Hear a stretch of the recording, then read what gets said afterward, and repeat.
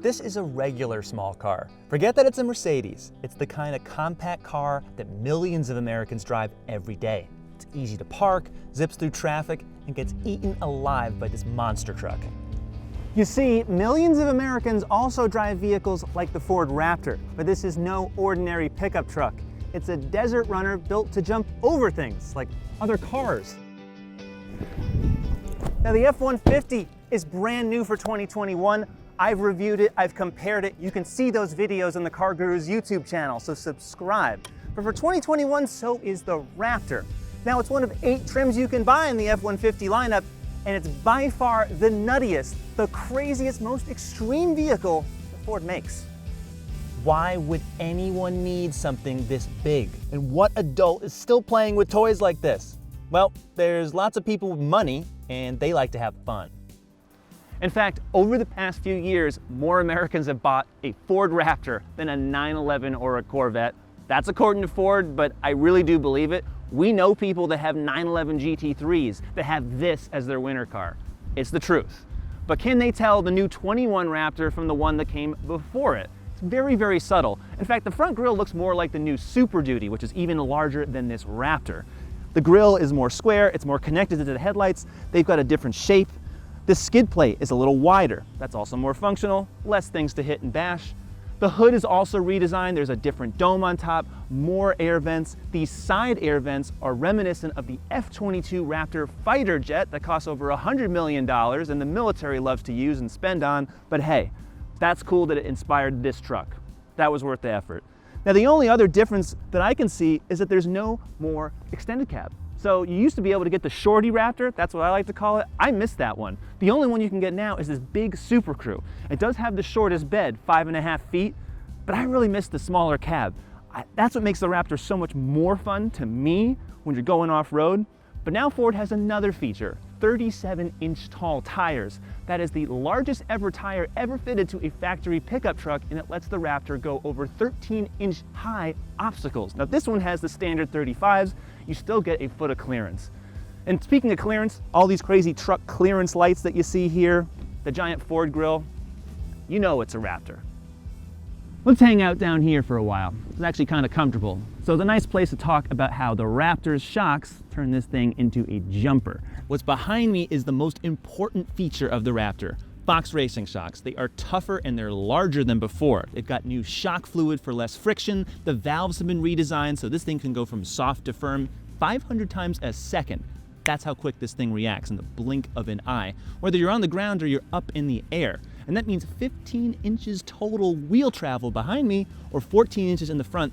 That's larger than the 2020 Raptor, and it's insane by any measure. Now compared to a Jeep Wrangler with the giant Extreme Recon package, no, the Raptor cannot compare with the departure, the breakover, or the approach angles. But I don't really care about that because I'm about to do some things with this thing that have nothing to do with fighting over rocks. But before we set off, something of major importance, the exhaust. It has 4 modes, adjustable from a button on the steering wheel. Quiet, normal, sport, and Baja, which the dash is telling me is for off-road use only.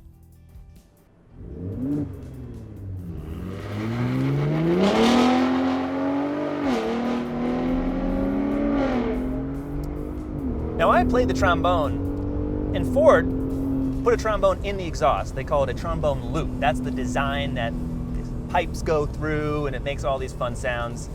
It does sound a whole lot better because before, the Raptor was kind of lousy sounding. Remember, they got rid of the V8 from the first Raptor, which was very throaty. It was that 6.2. And then they replaced it with this 3.5 liter V6 with 2 turbos. Now, it makes more power, 450 horsepower, 510 pound-feet of torque. It's the most of really any V6 you can find in the pickup truck world. It beats a lot of V8s, so pretty impressive. But there was no sound. So they had to fix that with the exhaust, so much that this button here controls all of the exhaust modes right from my fingertip. And some of that you really need to be outside to hear how ridiculous it sounds. Now some of you may remember I was driving a Mustang Mach 1 with the automatic. It had the 10-speed automatic. In that review I was saying, hey, that transmission's designed for trucks.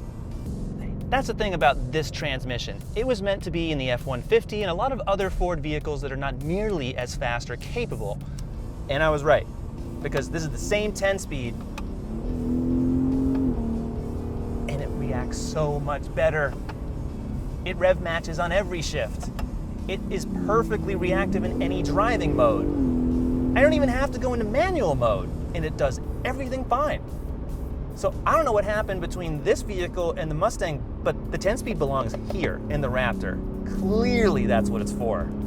I have absolutely no complaints about this transmission, and these paddle shifters, they're metal. They feel great.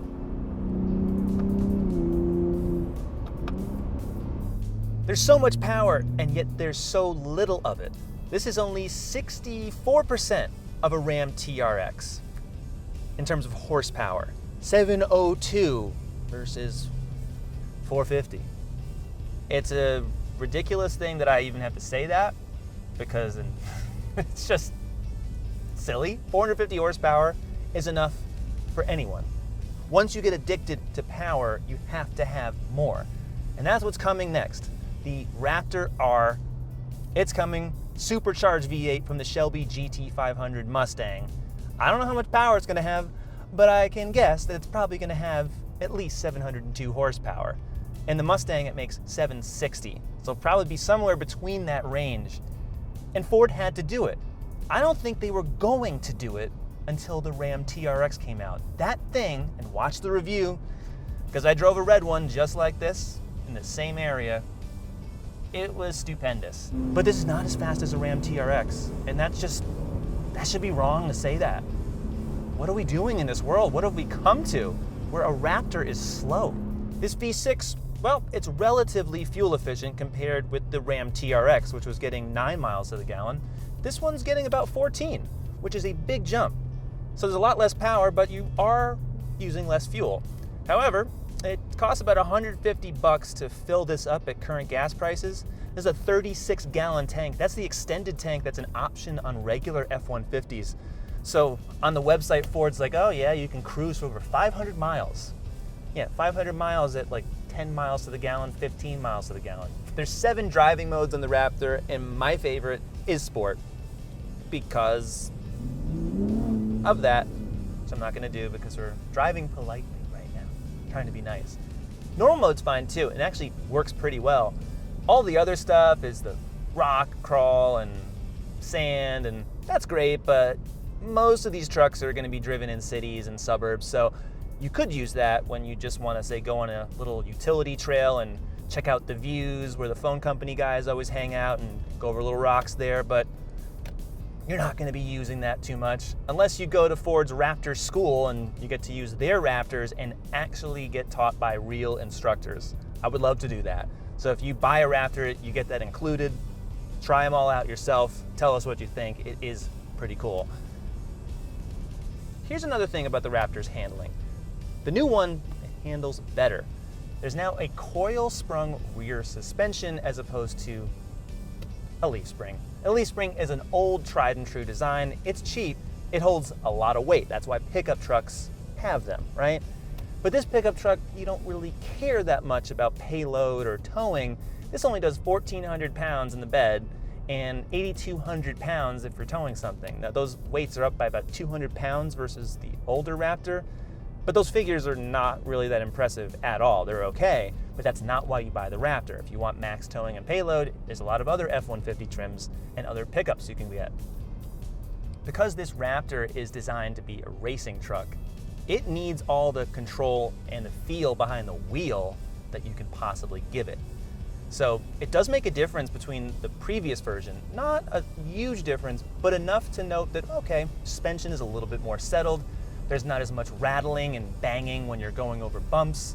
The wheel control is better. The steering is still not the best that I'd like. I would prefer to have more on-center feel, but considering that this truck is almost as wide as a highway lane, it's actually okay. But I do hope that Ford tunes it in, dials it up a little bit more. I don't need the artificial feel so much, but I just want a little bit more security in that steering, because when the Raptor R comes out, it's gonna be pushing so much more power through these tires that it's gonna be a really scary ride if they don't do anything to it. Oh, this is not gonna work. See, already, a lot of times I can take this trail with no problem with other vehicles make a left-hand turn. But the Raptor is so long that that's not possible. It's also so wide that, I don't know, I think I could clear a few trees here. Oh, I'm not today, that's nice.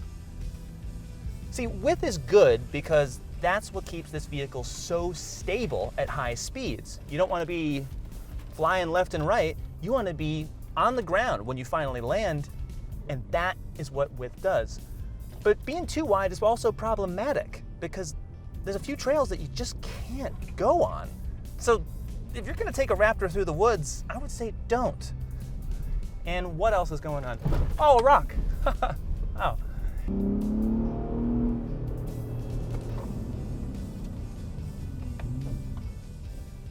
Ooh, bobblehead time. But it does stop really well.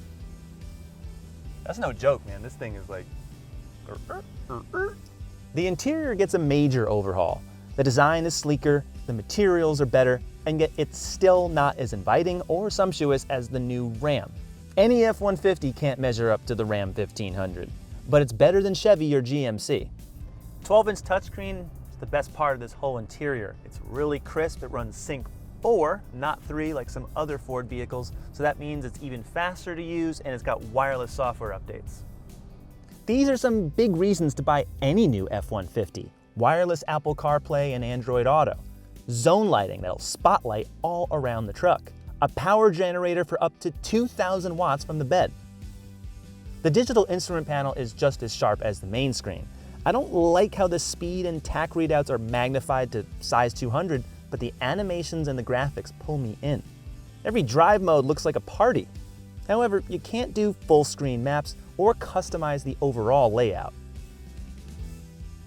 Yep, there is a semi-automated highway function like you'll find on other F-150 pickups, but let's be real here, the Raptor is such a handful, you should always keep both hands on the wheel. Lane keep assist isn't going to do that much for this truck. And this truck does not have the optional Recaro seats, but it's still got speakers in the headrest. But everywhere on this truck, you're comfortable. There's a zillion places to store all your stuff, and there's so many buttons that'll take you weeks to discover. Push this button. Powered gear selector, and not only is that cool, it makes room for this. Work surface, or just a lunch table, whatever you want to do. And because your neighbors might call the police on you, Ford has a quiet mode for the exhaust with a time you set. So between certain hours, it'll start the truck like it has pillows stuffed in each tailpipe. This 2021 Raptor is $75,575. It starts at $64, but this one has the tech upgrades you'll want. Adding the 37-inch tires is another $7,500 because they're bundled in a package, so don't order it. Buy the tires yourself. At $75 grand though, the Raptor is not the most expensive super truck. The Ram TRX easily gets to $85 and beyond. Even the Jeep Wrangler 392 is more expensive than the Raptor. Now, I know the world is changing, but when a $75,000 truck seems like a value, what's going on? Is minimum wage $80 an hour? Listen, if you can afford to buy a big toy truck, power to you. I really would like to get one of these for myself, but there's nowhere to park it. By itself, the Raptor is excellent in many ways. Next to the Ram TRX, well, that truck is excellent in every way. But that doesn't take away how much fun this thing is. It's fast, it's loud, it scares people when you pass them. It's really hard to control. But these are all things that Raptor buyers love, and they'll keep coming back to it. But still, this is not where it ends. We are going to drive a Raptor R at some point, and we're going to tell you how that is because you deserve to know the latest shopping advice. And for that and more, Ford F-150 reviews, more truck reviews, subscribe to the CarGurus YouTube channel, go to cargurus.com, and keep watching. We'll see you next time.